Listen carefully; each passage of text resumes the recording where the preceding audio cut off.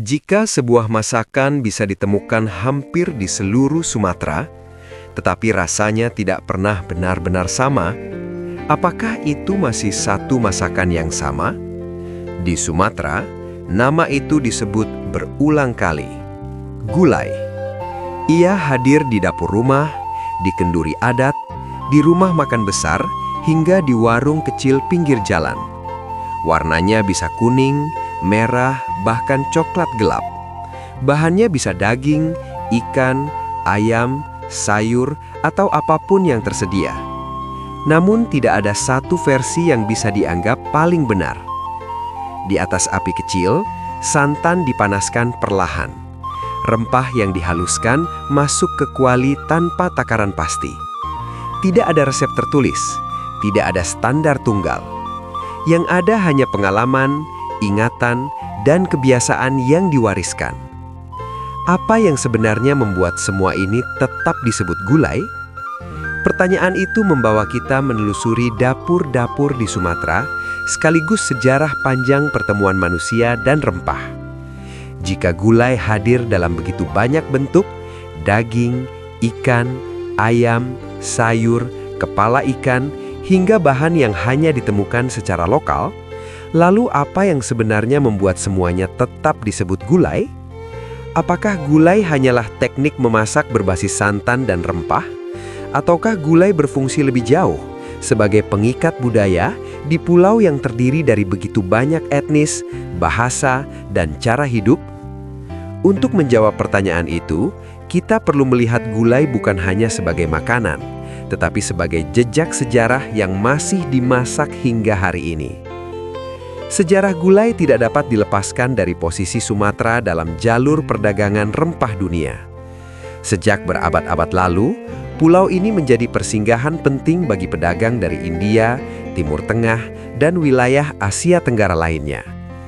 Rempah-rempah seperti kunyit, ketumbar, jintan, dan lada tidak hanya diperdagangkan sebagai komoditas. Bersama rempah itu, datang pula teknik memasak, kebiasaan makan, dan cara mengolah bahan. Banyak sejarawan kuliner melihat kemiripan antara gulai dengan masakan kari dari anak benua India. Namun kemiripan itu tidak berarti peniruan. Ketika teknik tersebut bertemu dengan bahan lokal, terjadilah adaptasi. Santan yang melimpah di Sumatera menggantikan yogurt atau susu.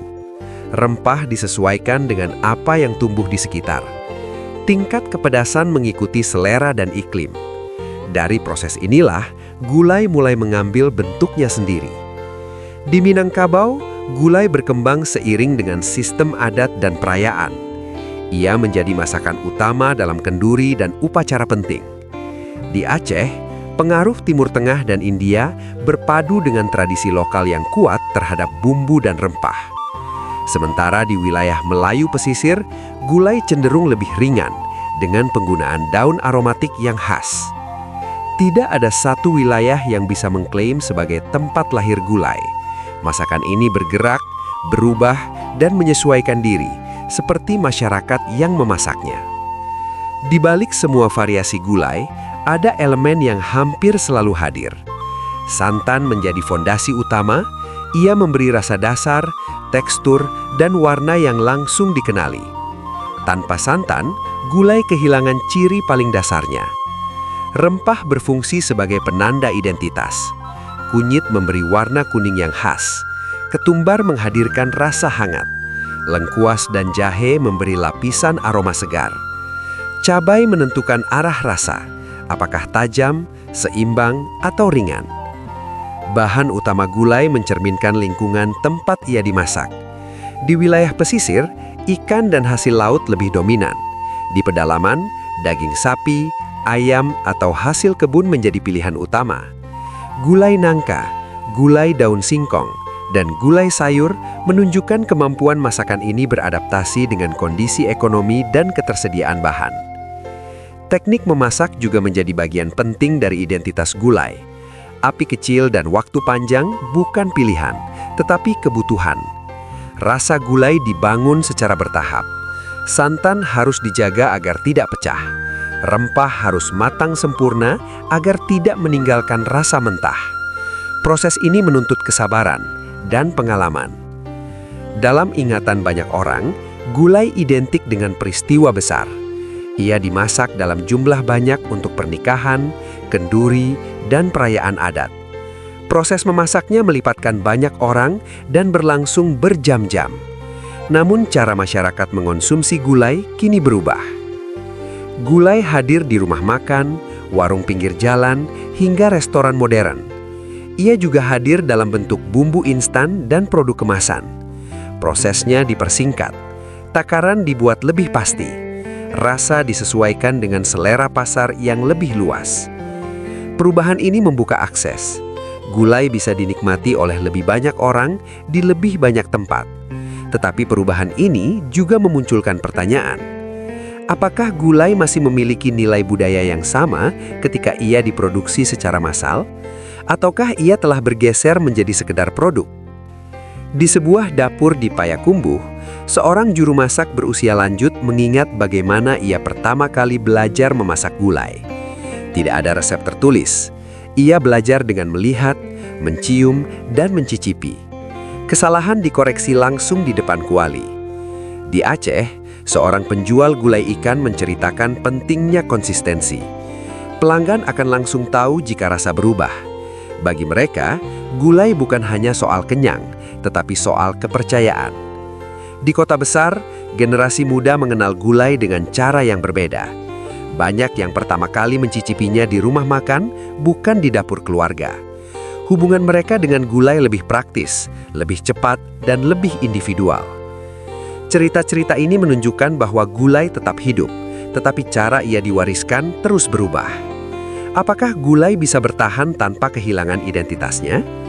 Pertanyaan ini muncul berulang kali ketika kita melihat bagaimana gulai hari ini diproduksi, dijual, dan dikonsumsi.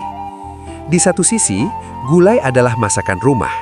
Di sisi lain, ia telah menjadi komoditas. Pengamatan di berbagai daerah di Sumatera menunjukkan bahwa inti gulai masih relatif sama. Santan sebagai dasar, rempah sebagai penentu arah rasa, dan teknik memasak perlahan. Namun di luar inti itu, perubahan terjadi hampir di semua lapisan. Di rumah makan Padang, gulai harus memenuhi dua tuntutan sekaligus, konsisten dan efisien. Rasa harus sama setiap hari, setiap jam untuk pelanggan yang berbeda-beda. Waktu memasak ditekan, takaran dibuat lebih pasti. Dalam konteks ini, gulai diperlakukan seperti sistem produksi. Di dapur rumah, situasinya berbeda. Gulai masih bergantung pada intuisi. Rasa disesuaikan dengan siapa yang akan memakannya. Tidak ada keharusan untuk selalu sama. Perbedaan konteks ini menghasilkan dua jenis gulai yang hidup berdampingan. Gulai sebagai tradisi dan gulai sebagai produk. Standarisasi rasa membantu penyebaran. Gulai bisa dikenal hingga keluar Sumatera, bahkan ke luar negeri. Tetapi standarisasi ini juga membawa risiko. Gulai yang seharusnya memiliki variasi regional perlahan menjadi seragam. Di beberapa daerah, perbedaan gulai antar kampung dulu bisa dikenali dari aroma dan warna. Kini, perbedaan itu semakin tipis. Sebagian pelaku kuliner menyadari risiko ini. Mereka mulai mendokumentasikan resep lama, teknik memasak, dan cerita di baliknya. Dokumentasi ini bukan untuk membekukan gulai, tetapi untuk memberi referensi. Di sisi lain, ada juga yang memilih jalur inovasi. Gulai dihadirkan dalam bentuk baru, saus siap pakai, menu restoran modern, atau dikombinasikan dengan teknik memasak kontemporer. Selama prinsip dasarnya dijaga, inovasi ini dianggap sebagai cara bertahan. Pertarungan sebenarnya bukan antara tradisi dan modernitas. Yang dipertaruhkan adalah ingatan kolektif. Jika gulai hanya dikenali sebagai rasa, maka ia mudah diganti. Tetapi jika gulai dikenali sebagai proses dan cerita, maka ia memiliki peluang untuk bertahan. Gulai kemungkinan tidak akan kembali sepenuhnya seperti masa lalu. Perubahan cara hidup membuat proses panjang semakin jarang dilakukan. Namun itu tidak berarti gulai kehilangan masa depan. Selama masih ada orang yang memahami asal-usulnya, gulai tetap memiliki ruang, baik di dapur rumah, di rumah makan, maupun dalam bentuk baru yang menyesuaikan zaman. Masa depan gulai tidak hanya ditentukan oleh siapa yang memasaknya, tetapi oleh sejauh mana cerita di baliknya terus disampaikan. Gulai bukan sekedar tentang rasa yang bertahan, tetapi tentang ingatan yang terus dimasak. Di dapur, api masih menyala kecil. Santan kini mengental. Rempah telah menyatu. Tidak ada yang tergesa-gesa. Gulai terus dimasak. Seperti Sumatera sendiri, berubah, bergerak, tetapi tetap terikat oleh rasa yang sama.